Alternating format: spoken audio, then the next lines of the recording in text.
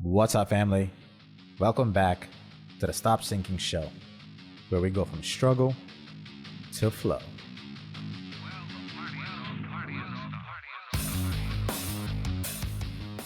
I had this clarifying realization today as I was walking out of my building.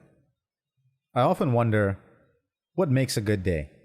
What makes a good life? I've heard Alex Hormozy's take on this, and he puts it a certain way. He says to string together as many good days as possible, days where a person does exactly what they want to do and is spent exactly in the ways that make you feel fulfilled. For some of us, that might sound like vacation or freedom, but that's not exactly what I think he was going for here.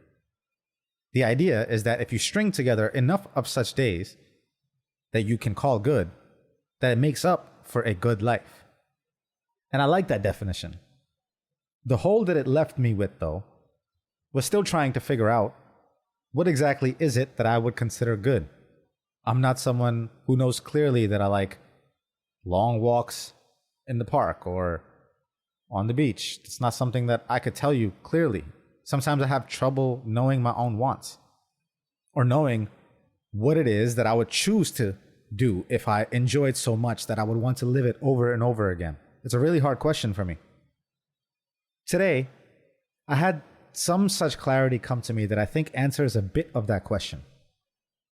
The measure of a good life, in what I realized, a successful life, a successful day, is where you have life set up in a way where everything about you that hides in the dark recesses of you, that you know is there, that you have experienced before in different scenarios.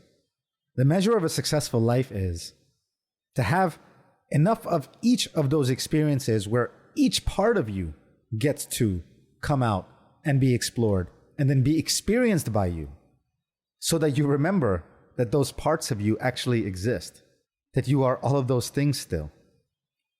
This thought came to me today from just seeing my friend's niece as I was walking out of the building, and I realized that I like to try to be cute.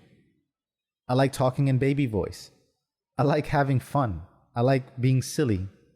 And before this kid that I just saw today, I didn't have that experience in such a long time, or didn't let myself have that experience in such a long time, that I forgot that I can be that way and how much I enjoy it and how it feels in my body. The measure of a good life is trying to set up life in a way where you can have the cuteness, you can have the intelligence, you can have the hard work, you can have the fun, you can have the every part of you that you feel like is you, silly, comedic, whatever. You need some outlet, some place, some friends, some scenarios, some environments, some people where you get to be that and exercise that, so you can remember that you are that, so that all of you gets to come out and all of you gets to live. And I don't think you can ever feel like a full expression of you or feel any less suffocated if any part of you doesn't get to come out and be experienced. Even if you are completely successful in one realm, if you don't get to be cute, if you don't find an outlet to be funny, if you don't find an outlet to be anything else that really feels right for you, then I don't think that's a good enough life. Any part of you that you have ever experienced, the childlike qualities, the curious you, any part of you you have ever explored before and enjoyed and grown to love. The only real measuring stick, the only valid metric that makes sense, that is tangible enough to live life in accordance to. Forget outside influences for a second. Forget aspirational and inspirational characters who we can look up to.